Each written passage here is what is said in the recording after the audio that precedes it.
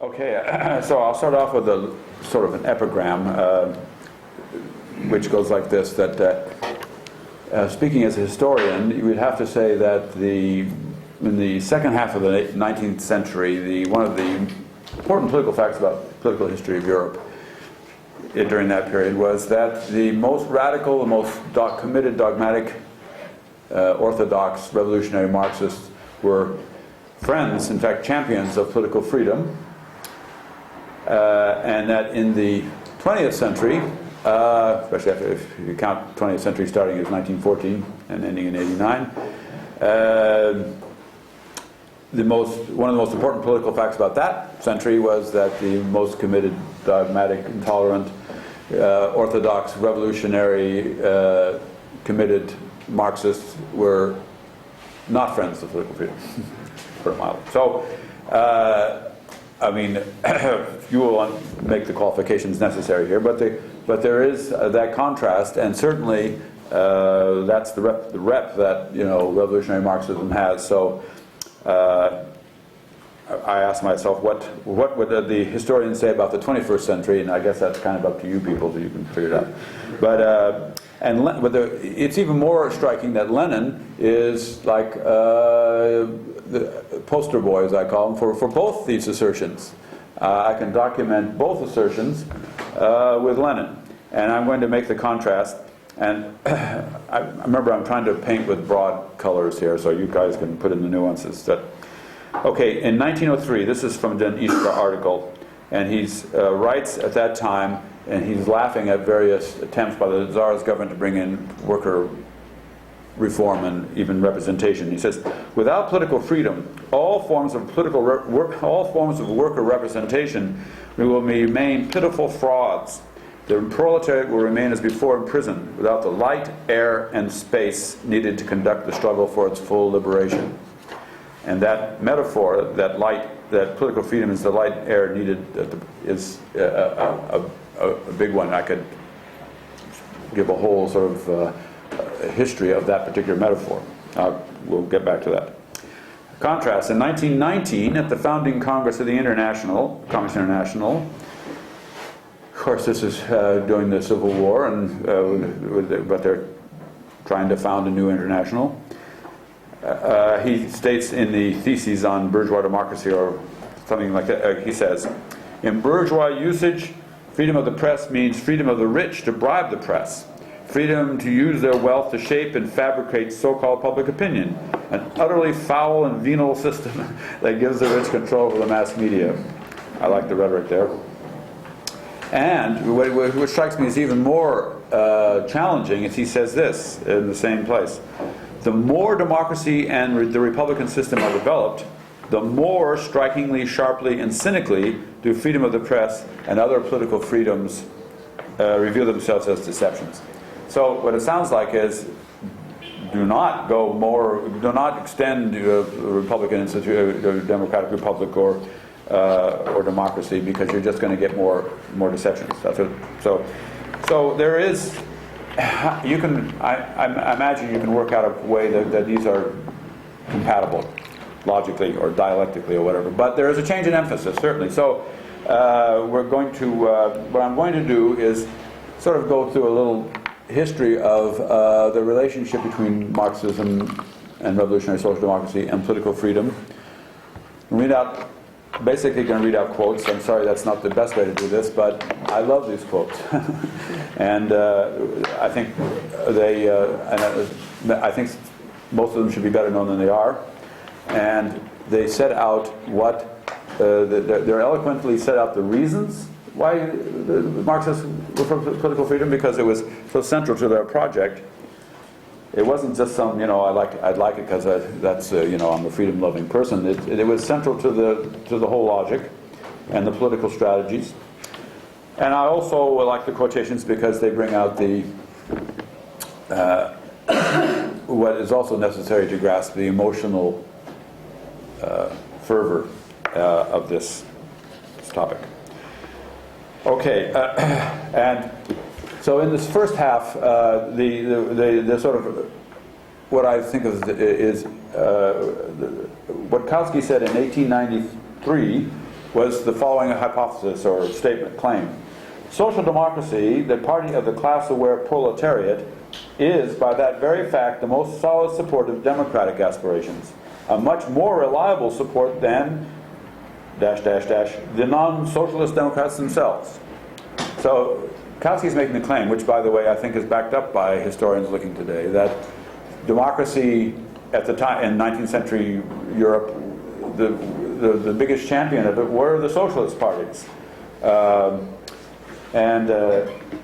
There's a reason for that, and the reason that can be summed up, I think, is by saying that yes, political freedom was just a means to an end for these people. It wasn't an end in itself, for the most part. But there was an absolutely necessary means to an absolutely vital end. So you can be much more committed to something that you think you need desperately for something you really want than someone who thinks that political freedom is an end in itself, but is sort of says, well, I mean, we have to compromise here, we have to compromise there, even though it's a good thing, but so forth.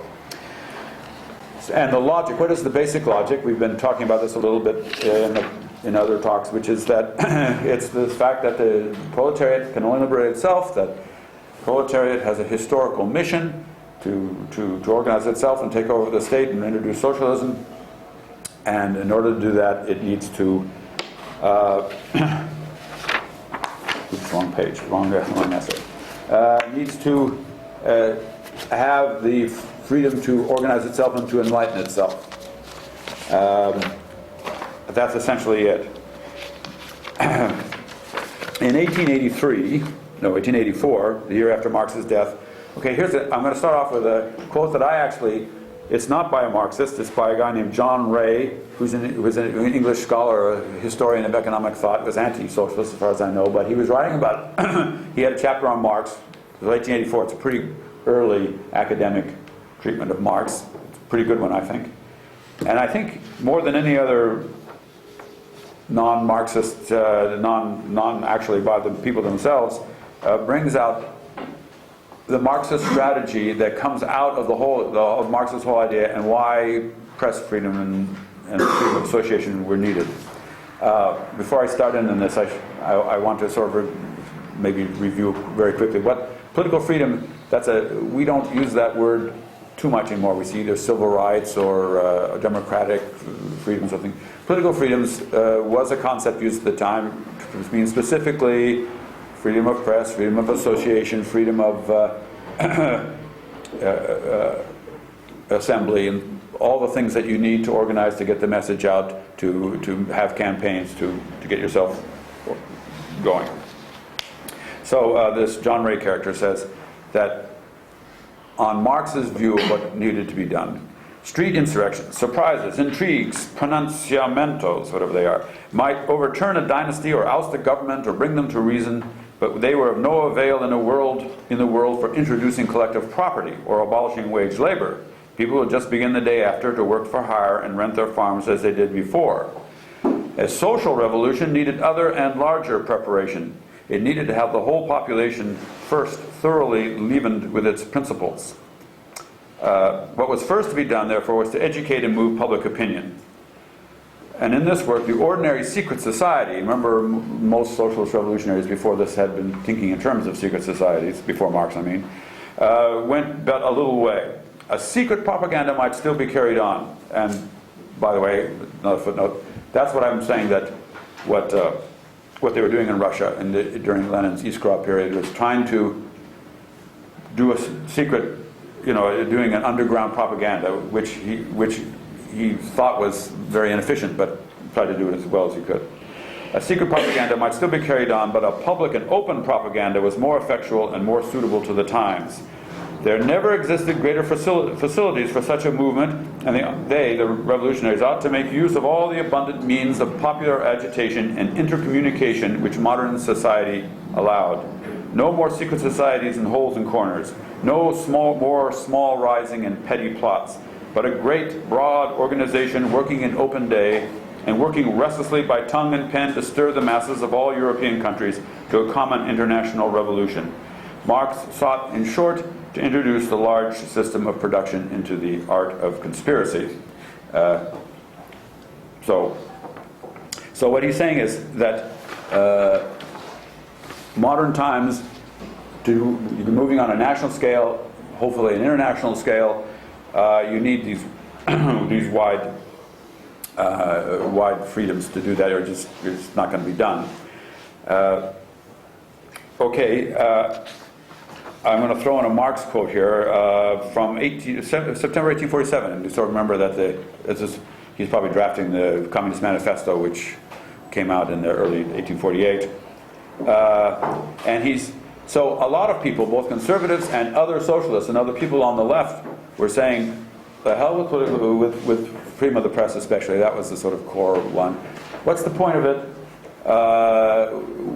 It's just a way for the worker, again, for the bourgeois to dupe the workers, for the bourgeoisie to get their own problems solved, but it's nothing in it for the workers. So sometimes conservatives would make this argument against a liberal revolution. So in this case, some German conservative guy did this, and he accused the liberal revolutionaries of. Remember that Marx in 1848 was sort of on the side of the liberal revolution. He was working for it. Considers the people only. This is the critic. Considers the people only as cannon fodder in the great onslaught against the power of the government. So. What he's accusing the liberals of doing is saying you're using the people to get freedom of the press and other things that you liberals want, but it's no benefit for the workers. You're using them as cannon fodder, revolutionary fodder. And Marx responds: does the Herr Consistorial Councillor then believe that the proletariat, which is more and more adhering to the Communist Party, that the proletariat will be incapable of utilizing the freedom of the press and the freedom of association? Let him just read the English and French working men's newspapers. Let him just attend sometime a single Chartist meeting. So that's an eloquent phrase. And if you look at Marx, at least in this period, I'm not quite sure how much it goes through, he's very interested in changes of communication means, of communication, changes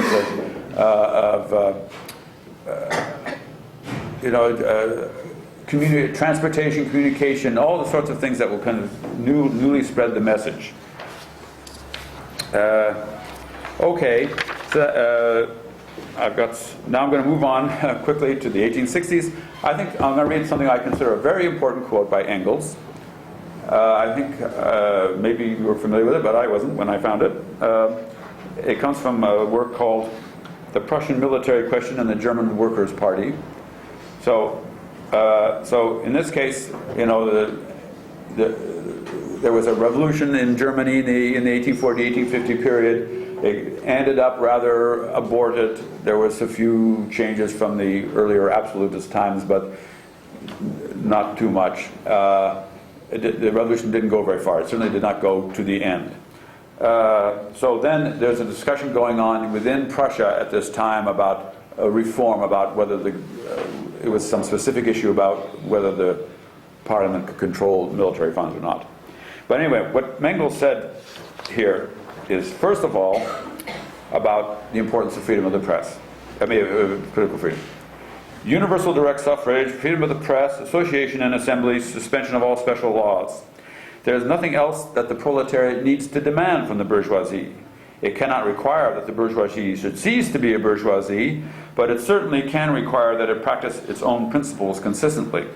We could argue about whether they are its own principles. But the proletariat will thereby also acquire all the weapons it needs for its ultimate victory. With freedom of the press and the right of assembly and association, it will win universal suffrage. And with universal direct suffrage, in conjunction with the above tools of agitation, it will win everything else. So note here that the key, more important than universal suffrage or the democratic republic, is political freedom. Get political freedom, that will allow you to push to get the universal suffrage, and then universal suffrage by itself, without political freedom, is une duperie. Is that how you pronounce it? It's a con game unless you have the political freedom to make use of the universal suffrage. Okay, that's the first important point Engels makes at this time. Now, the second point is also very interesting. remember that in 1905, the Russian socialists, one of the things they were arguing about is it right for us, the proletariat, to be carrying out a bourgeois revolution? What kind of bourgeois revolution is this when we, the proletariat, are carrying it out? Well, here's what Engels says about that in the 1860s. Even if the worst came to the worst, and the bourgeoisie was to scurry under the skirts of reaction for fear of the workers, and appeal to the power of those elements hostile to itself, to the bourgeoisie, for protection against them. That is to say, even if the bourgeoisie makes a deal with the equivalent of czarist bureaucrats in Prussia, even then the Workers' Party would have no choice but, notwithstanding the bourgeoisie, to continue its campaign for bourgeois freedom, freedom of the press and rights of assembly and association, which the bourgeoisie had betrayed. Without these freedoms, it will be unable to move freely itself. In this struggle, it is fighting to establish the environment necessary for its existence, for the air it needs to breathe. And so far, that's the earliest I've found of the what I call the light and air metaphor, that he calls political freedom the air that it's needed to breathe. Okay, well, I'm going to spare you some quotations here from Jules Gued and from people in Germany. To go on to Kautsky's Air Force program, and I kind of apologize for citing a mechanical, fatalistic, undialectic guy like Kautsky, but he was important, and this particular one was important for the Russian socialists, Russian Social Democrats. This is from the Air Force program, which recall was the book-length commentary on the Air Force program, and became, I think it's too small to say it was a textbook of social democracy. It was like a definition, a charter of social democracy for all of Europe, especially Russia. So he repeats the logic we've been hearing from Marx and Engels. He says, to bring these masses in contact with one another, to awaken their awareness of the broad community of interest, to win them over for organizations capable of protecting their interests. So it's not just persuading or changing people's minds, it's not just talking at them. This implies the possibility of speaking freely to the great masses. This implies freedom of assembly in the press. These freedoms have the greatest significance for the working class. They are among the conditions that makes its life possible and which it unconditionally owes its development. They are light and air for the proletariat. He who lets them wither or withholds them, he who keeps the proletariat from the struggle to win these freedoms and to extend them, okay, the struggle to win these freedoms is a revolutionary one in Russia, that person is one of the proletariat's worst enemies. Okay, so you can understand that why being called an economist was like a mortal sin in Russian social democracy. No one liked to be called an economist because of this. What you're being accused of is being one of the proletariat's worst enemies. That you're not worrying about you're not worrying about what is essential for the proletariat's development. And as a matter of fact, I'm skimming through some stuff here. No, the economists, the classical economists, not the people that Lenin was actually arguing with and what is to be done, but earlier, that was one of what they were saying. They were saying we don't have much of a chance. They were kind of skeptical and pessimistic about the chances for political revolution in Russia, and especially the worker leadership of it. They thought that was kind of a utopian thing. But they also said that it wasn't worthwhile doing. One famous one, her name was Elena Koskova. She wrote something called the Credo, which Lenin battered. They all battered at one point. She says, when trying to, in the Credo, it is utopian to think that the overthrow of the autocracy would cause the Russian bourgeoisie to change the political position of the workers. One must not expect anything from a constitution in Russia. And other economists made similar arguments. So the political economists then were the economists were the ones who were most skeptical about political freedom. And it's sort of sometimes the people who can, when we look back, we tend to think of the economists as being the ones who sort of wanted the workers to have more freedom to express themselves and so forth. And they were the ones who were more optimistic about the workers spontaneously getting consciousness, but no, they were skeptical and pessimistic about this, about the possibility of the workers carrying out this great action in other respects. Okay, before I get to Lenin himself, he's coming. I want to read one more quote by Martov from a book that's came in the late 1890s. So this is when Martov and Lenin were on the same team. This is a statement of Iskra position. This is in 1900. Before the Bolsheviks and Mensheviks split up several years later. Now they're really thinking on it. This is 1890. Sorry, yes. Right. Thank you. Yeah. Right. So, and also, this particular book is actually cited by Lenin as go read this book. It's called something or other. Oh yeah, Proletarian Struggle. Okay, and I like this quote because it brings out the logic again. On the other hand, you'll find it rather familiar, but I don't mind this because I want you to get across the idea that these people were all saying the same thing again and again and again. The liberation of the workers can only be the job of the workers themselves.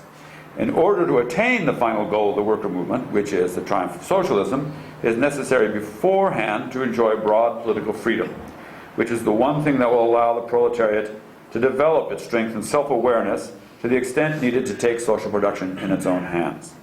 Therefore, the task of the Russian Worker Party is to develop in the worker masses, despite all political constraints, and that's the understatement of the year, because political constraints, of course, were the police state, the Tsarist police state. Develop in the worker masses an awareness of the necessity of attaining political struggle and to organize them for the struggle with the Russian autocracy. So that is a good... Remember what I said? I sort of summed up Lenin's strategy as saying, let's organize like the SPD, let's make a party as much like the SPD as we can. The SPD is the German Social Democratic Party that was doing this, putting this strategy into action. So that we can overthrow the Tsar, so we can have another party even more like the SPD, because we'll enjoy the broad political freedoms and we'll be able to take the straight road. And he explains the logic for that. We need to get this space, these tools, in order to move ahead. And when we do move ahead, we move ahead fast. Okay, I've mentioned several times a book called To the Rural Poor. I'm sort of kind of enthused about this book. It's very interesting. It's a book, it talks about, it's a good statement of Lenin's attitude toward the peasants and this and that and the other thing. But it also is explaining why Marxists are for political freedom. And I'm betting that I could not find, or anyone else can find, another book in the Marxist tradition that is so enthusiastic and sort of table pounding about the necessity for political freedom and trying to get it across. So I'm going to read a couple quotes from that.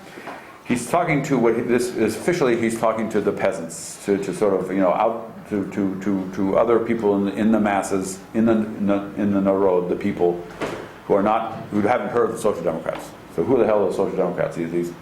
I hear there are strikes in the cities these days, and there are these strange people called Social Democrats leading them. Are they a bunch of godless atheists, or what are they doing? So he's trying to explain to them. And he says, no one's going to liberate the working person from poverty unless he himself liberates himself. And in order to liberate themselves, workers must unite across the whole country and all of Russia into one association, into one party. But millions of workers cannot unite together if the autocratic police government forbids all meetings, all worker newspapers, all election of worker deputies. In order to unite, one must have the right to set up all sorts of associations. One must have freedom of association. One must have political freedom. And he says, look at Germany. He always is saying that, isn't he? This is the German, here I'm quoting him. He says, well, first he says, there's an international movement of social democracy, and we want to get in on this movement. Proletarians of all countries unite. During the last 50 years, these words have traveled throughout the whole world. These words are repeated at tens and hundreds of thousands of worker assemblies. You will read these words in millions of social democratic pamphlets and newspapers in each and all languages. So that's the movement that he's trying to get people excited about joining. So let's overthrow the Tsar so we can join this worldwide movement. Germany is an inspiring example. Long ago, the German people destroyed the autocracy and won political freedom by force, and the results are seeing in the growing social democratic representation in the legislature, and the gains socialism is now making among the German rural proletariat, and the sort of gain, the work. He says the German worker position is better off because they have this political freedom, even under capitalism. And I like this passage because he says, very dramatic. He says, the bureaucracy, the bureaucrats, the chinovniki, the chinovniki is a Russian word meaning the Tsar's bureaucrat, and later on you could translate that as apparatchik, also forbid any truth-seeking pamphlet. They forbid any speech that speaks the truth about the people's need. Why, even this very pamphlet you are reading now, the Social Democratic Party must print it secretly and distribute it secretly. Anyone who is found with this pamphlet in his possession will make the rounds of the courts and the prisons.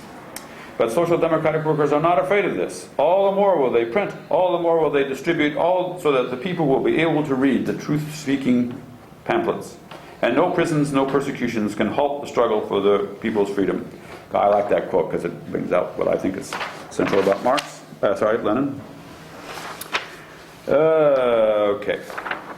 And this is, he says, changing all the institutions of the state as a whole, this is no easy business. But we're going to do it, we're fighting for it. And he says, when the Russian narod, the whole people together, conquers political freedom for itself, then the cause of uniting the worker class, the cause of socialism, will move forward incomparably faster, even faster than it is now moving forward among the German workers. Okay, so that answers the question that John was asking the other day. So just by getting political freedom, they will start moving towards socialism along the highway, along the broad road. And they're going to move faster towards socialism than even going on in Germany.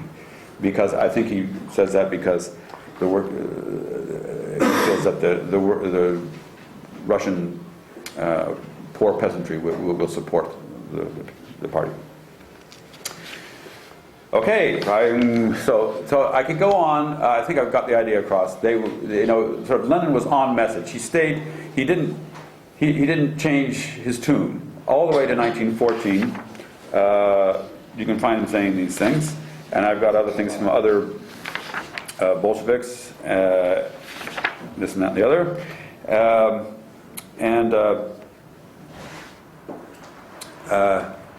I even have a little sort of thing here that could,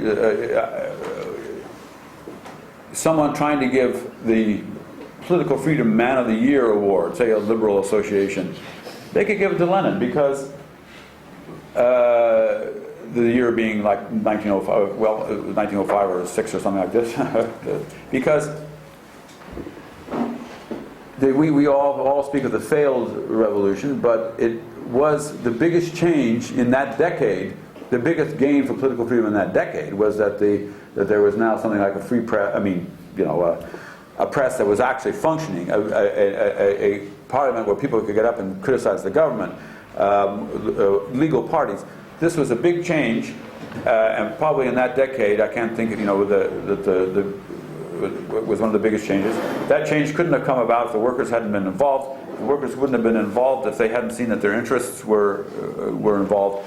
They wouldn't have necessarily seen that their interests were involved unless there were people who have been going for a decade or so trying to convince them of this.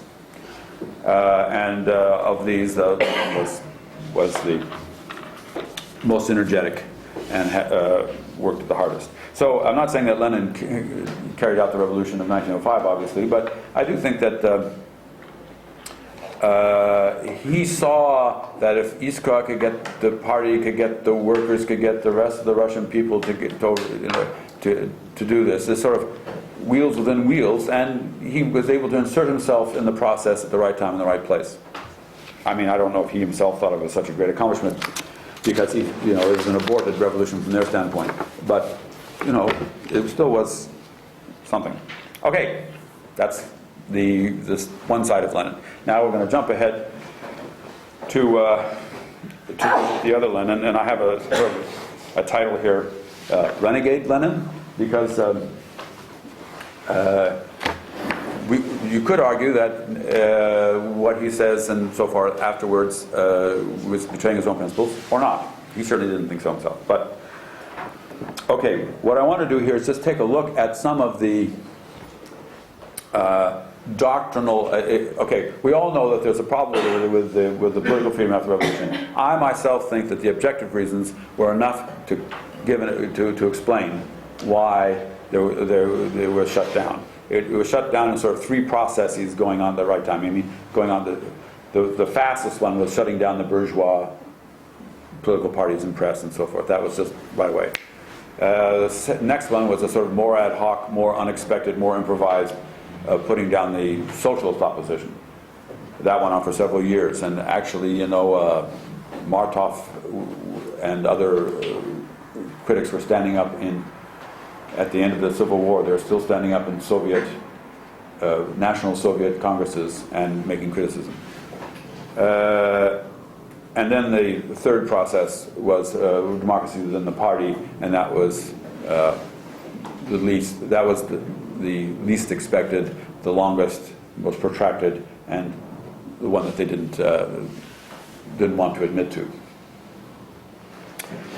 However, so these processes are going on. I'm sure we're all kind of familiar with the fact that within a very few years, anything like the 19th century concept of political freedom was just gone from Russia. And as I say, I think the objective reasons, the Civil War, the intervention, the economic crisis, the very harsh decisions they had to make, there's not going to be a flourishing political freedom, and there wasn't anywhere in Europe, and there certainly wasn't anywhere in Eastern Europe, the other places that were falling apart. So that's not what we're discussing here. We're discussing also, they talked about it, they came up with reasons. It was doctrinal, and so I actually haven't been examined too much what they actually were saying and so forth, and I've only scratched the surface here, and I'm going to give you some of what they said for purposes of for discussion and thinking about, because some of what they said makes a certain amount of sense. Some of it we would want to challenge, but it's a difficult situation. Okay, I'm going to start off with a remarkable quotation by Bukharan in 1918. I believe it's in this book called The Program of the Communists, which you can find on the internet in Marxist archive.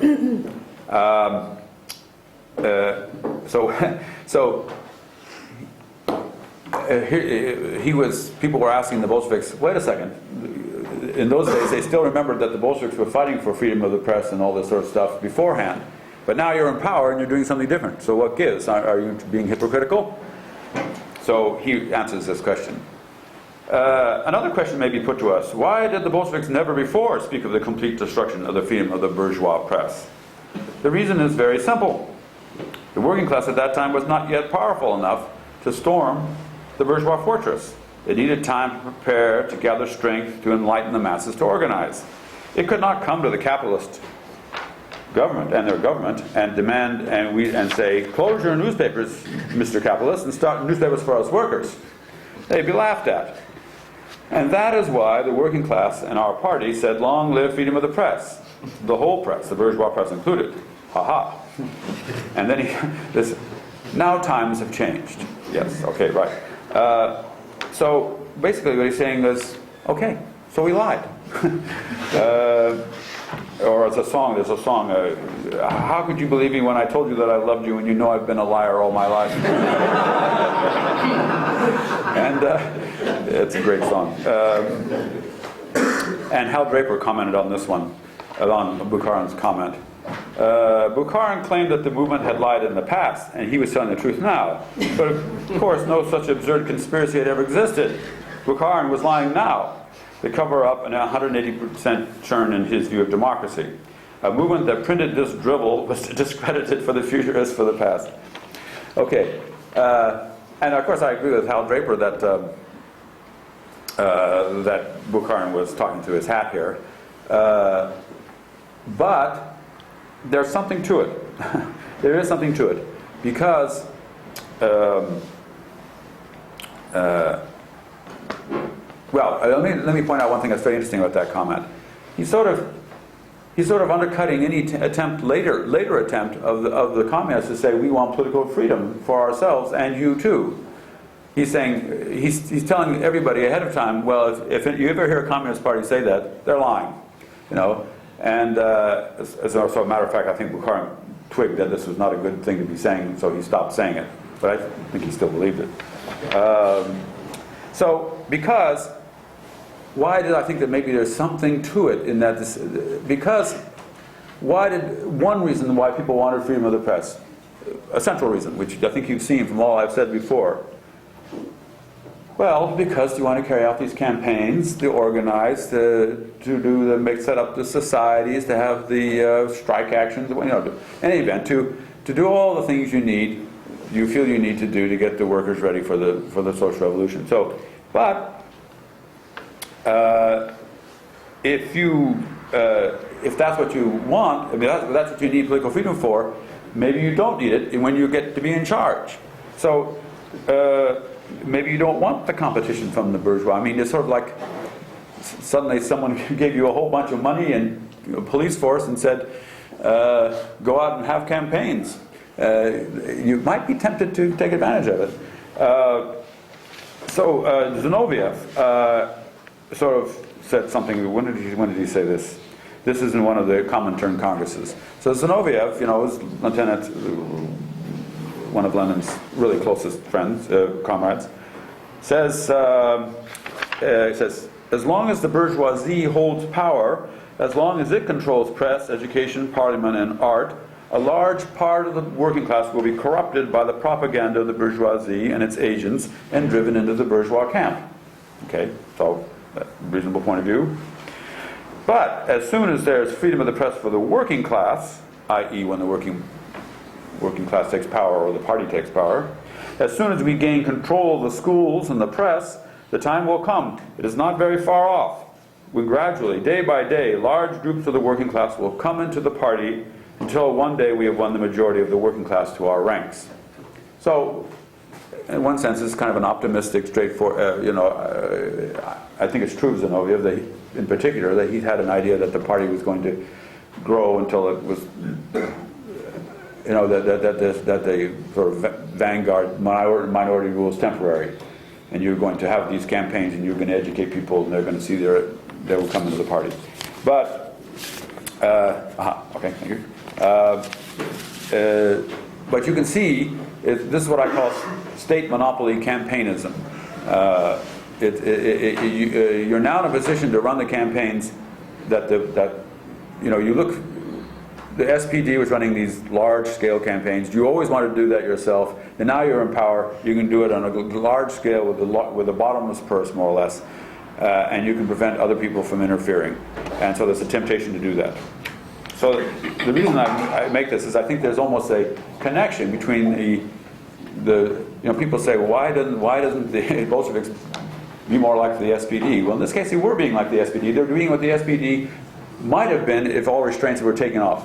Well, Okay, what did the Constitution of 1919 say about this? They said, well, it's temporary restrictions of political rights, but these temporary restrictions will be kept, quote, until the disappearance of the objective possibilities of exploitation of man by man. So that's pretty long term, right? And also, the Constitution also says, we will fight against, quote, deep-rooted ideas in accordance with which bourgeois rights and freedoms are regarded as inviolable. That word, yeah, can't be violated. So, I'm not criticizing or making any comment on this. I'm just trying to say what they said, and it's clear that in the Constitution they're saying temporary, but the temporary is like very long temporary. Then in the Bukharan, again, who comes back a little bit later, this, in the ABC of Communism, that's a sort of basic textbook of Bolshevism that came out in 1919-20. It's written by Bukharan and Preobrazhensky, another important Bolshevik, but this part of it was written by Bukharan. And he says, Well, as long as in bourgeois countries, the bourgeoisie has large circulation newspapers, while the worker, although on paper he has rights, in fact has nothing. The worker has formal freedom, but, quote, essentially there is no freedom at all because it is impossible to put into practice. Okay, what I'm struck here is by the absolute, he has no freedom. He can't put anything into practice, which is sort of, gosh, why were you guys fighting so hard for political freedom if it's this useless? I think I've already quoted the fact that Lenin said, the purer democracy is, the more naked, acute, merciless the class struggle becomes, and the more pure the capitalist oppression and bourgeois dictatorship.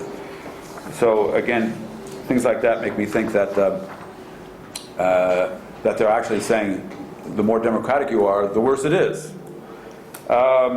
Then there's the sense that they had, I think one of the real contributions to the theory of these people, especially Bukharan, but they all accepted it, was the idea that revolution itself involves a vast crisis throughout the whole society. It's going to be a period of breakdown and before you get to even relative stability, and only after that can you really start moving forward.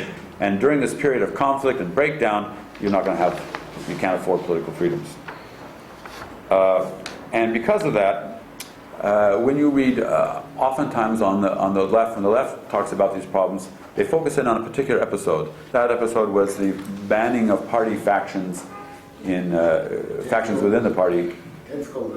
Yeah, right, exactly. Early 1921, they had been fighting within themselves for a couple of months over the trade union dispute and so forth. And Lenin was sort of almost panicked by this. The party sort of putting on its own internal disunity on display, and so they passed a resolution saying no factions.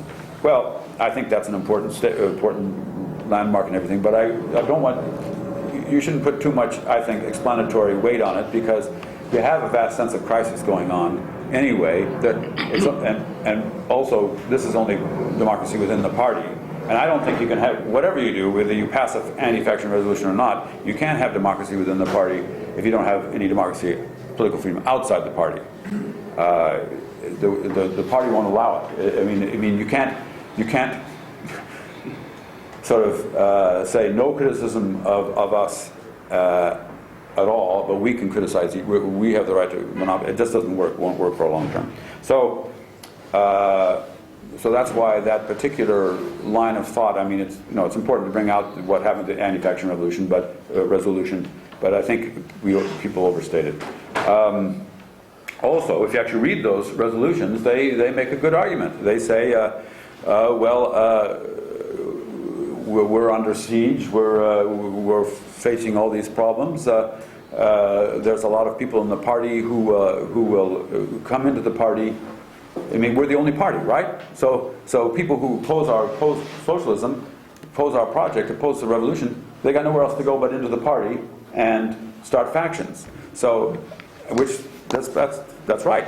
So we can't just dismiss the right. I'm cutting off my freedom of speech. Right. No, I'm in the chair. Just can't look at the anti-faction resolution and sort of dismiss it as a mistake. They had serious problems that they had to face. So I've sort of looked at. They've looked at political freedom in the past, and they sort of said it was worthless. I don't think they meant it, or they hadn't thought it through, but that's what they said. Political freedom in bourgeois society is worthless. They're looking at it in the present, the revolutionary crisis, and saying we can't afford it now. Now what about the future? Socialism comes. Well, it's not so much that they said we don't need it as they didn't seem to have any particular need for it or role for it. And so if you look at State and Revolution, I sort of looked at it for the specific purpose of finding out what Lenin said there about political freedom, and he doesn't say anything. That topic isn't taken up, which, as I've tried to get from all the quotes I gave you earlier, is something to be explained. In fact, the only thing I could find in there is the following quote. Well, two things. Bourgeois restrictions on rights of assembly. He says, public buildings are not for beggars. Quote unquote, irony. And the following remark: the venal and rotten parliamentarism of bourgeois society is replaced in the Commune, the Paris Commune, by institutions in which freedom of judgment and discussion does not degenerate into deception. Okay, so, and that's always dangerous when people say, I'm for freedom of speech, but not for the freedom to deceive and so forth. It's, it's tricky when people say that. Okay, so that's, so,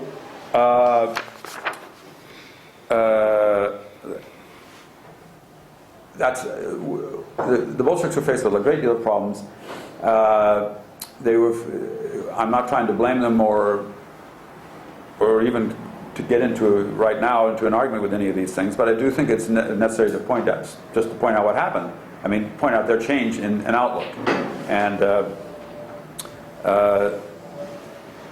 I think in the long term, I don't know, this sort of incoherence on political freedom was a very serious, maybe fatal thing to the project as a whole, not only in the Soviet Union, where of course we know what happened, but in Western countries where for the first time the communists, I think, were many times rightly perceived, you can tell me if I'm not being correct here, as hypocritical, as in the Bukharan sense, as saying, we want political freedom for us, but if we get power, that's the end of it for you. So there was, it was never denied. Okay, and I'd like to end finally with that, though.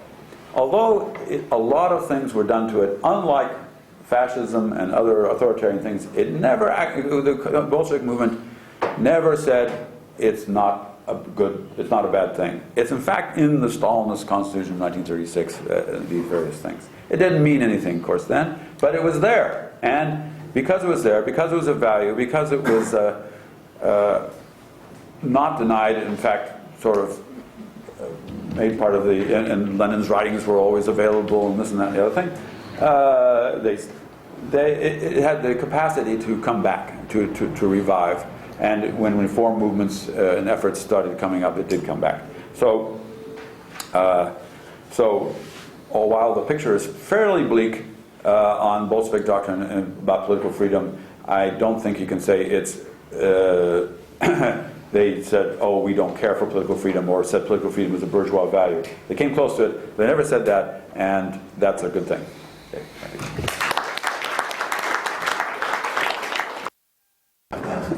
I mean, I don't have much, I'm not, I feel that most of what people are saying are pretty much on, so just want to make some comments. What Mike was saying about the fact that it's very true, and I should have said this, that the Marxist tradition before 1914 made a big deal about the bourgeois deception. That was certainly a big part of the Marxism of that period.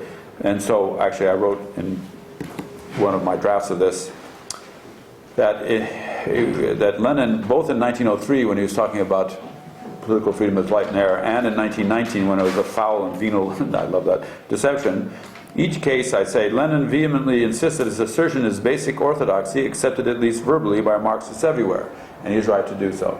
That is to say, they're both in there. And actually, you could certainly say that it's the countries like Russia, where they don't have it yet, that they are most naive or optimistic about it.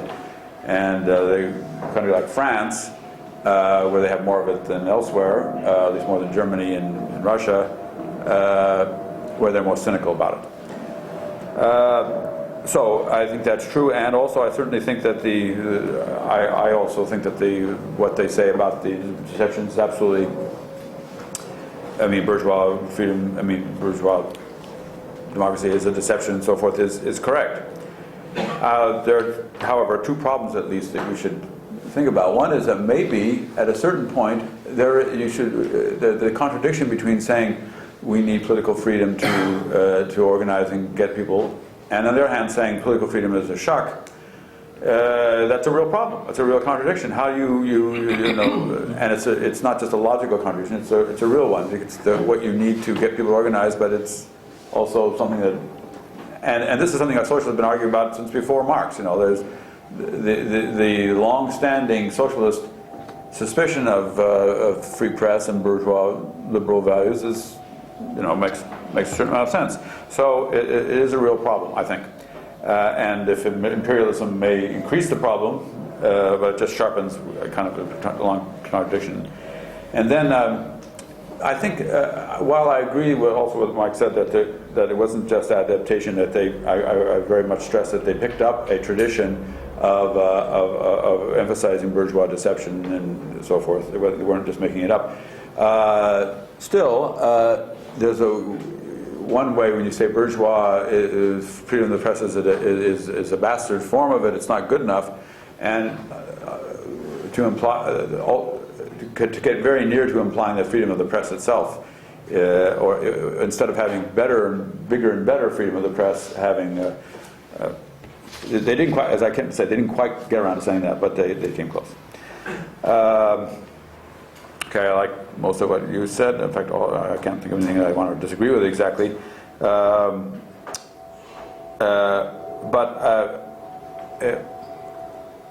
Some people say, and I think they right to point to this as important, and I didn't bring it up, is in the first chapter of what is to be done, Lenin takes on freedom of criticism within the party, and he sounds like he's rejecting it. And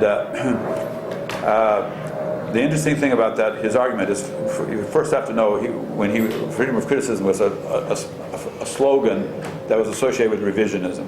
So by saying, I don't want freedom of criticism, because the revisionists would say, we're revisionist, okay, we're revisionist, but we should have freedom of criticism within the party so that we can put our doctrine. And so Lenin and many others just sort of were very sarcastic about freedom of criticism, and but his argument is that, listen, we're a voluntary organization in a larger society where people can join up or not join, and so therefore we have a right to police our own boundaries and not to have people who reject our basic platform, and so we have a right to do whatever we want to within the organization, and we want freedom of criticism for people on the platform, but not attacking the platform. And that argument makes sense in a context of larger political freedom, but as I still think doesn't make too much sense. It starts creating problems when you're the only political organization. Okay. And mentioned something about maybe the problematic origin of the Third International. Okay, I just want to say one thing about this, which is partly the political freedom problem, which is these people came into it with the idea, Lenin and especially, but all of them, and you can understand why, that the world, Europe, was in a vast crisis, a revolutionary crisis that was starting out a new era that they weren't going to come out of unless there was either socialism everywhere, international revolution, or complete generation of wars. So, in either case, the problem of political freedom in a stable, more or less stable bourgeois society was none. You didn't have to worry about it anymore. That's why Bukharan could be so frank. As I say, they didn't think about the problem that they had thought about before, how to use and how to get political freedom in a bourgeois society, because they didn't think about that after 1917 or 1914, really, because they didn't think that was a situation where it was going to come up again. So in that sense, I think the international, especially, does start off with at least that flaw, that they hadn't really thought, they didn't think they were going to face a situation which they did face.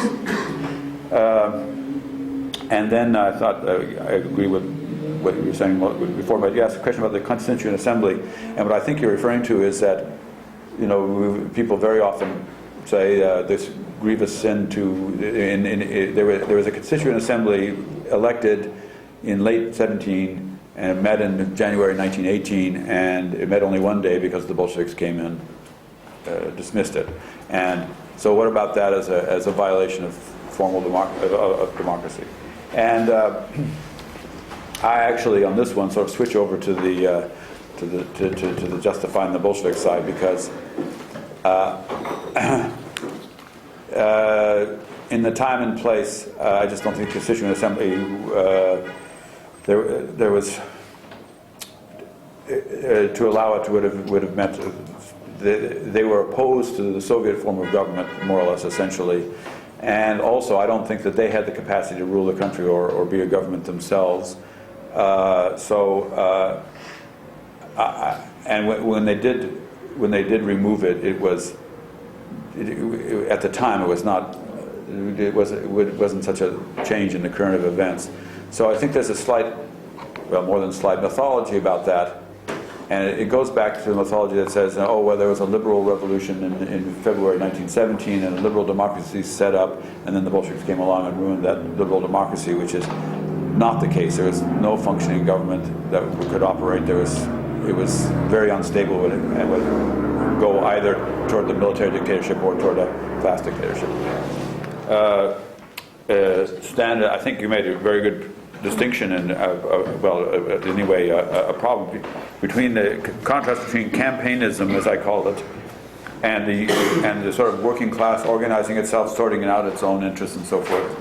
And two things: one, to make it a little bit, to make the distinction between the two milder, which is campaignism is in some ways that happening.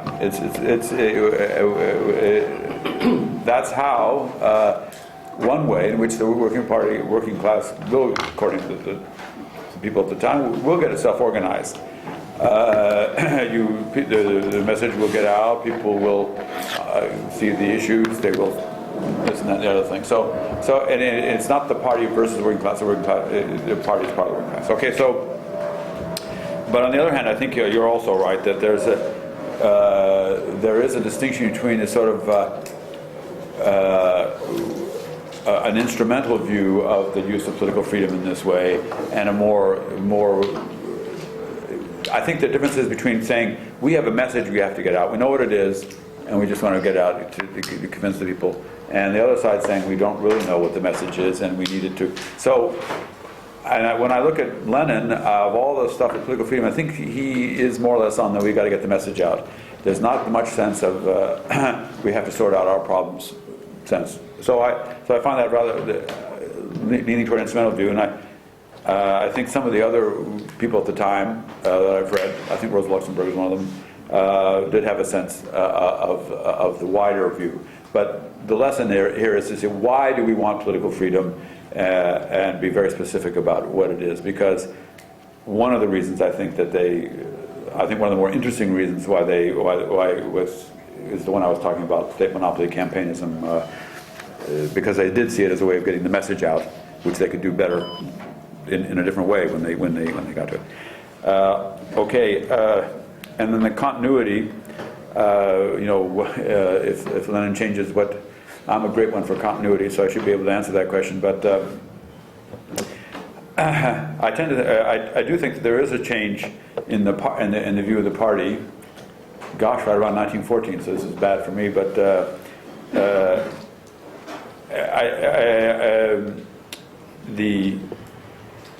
I think the idea that you could solve important problems by just removing opportunism, it was a new one, and was part of the problem.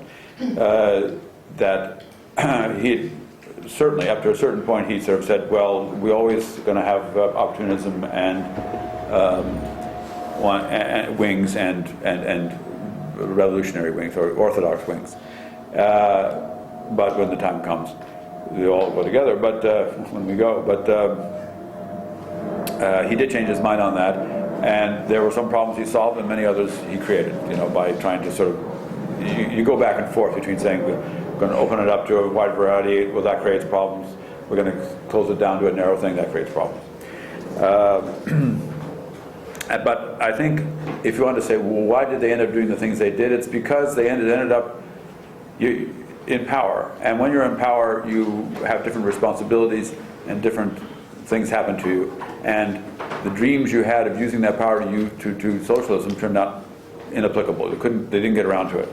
So it's taking power, and then I don't know exactly what. I myself am very much on the side of the people who are saying here about the objective circumstances. I'm not certainly. I'm the opposite of being judgmental. I think that I'm on the side of the people who are saying that they did what they had to do, more or less.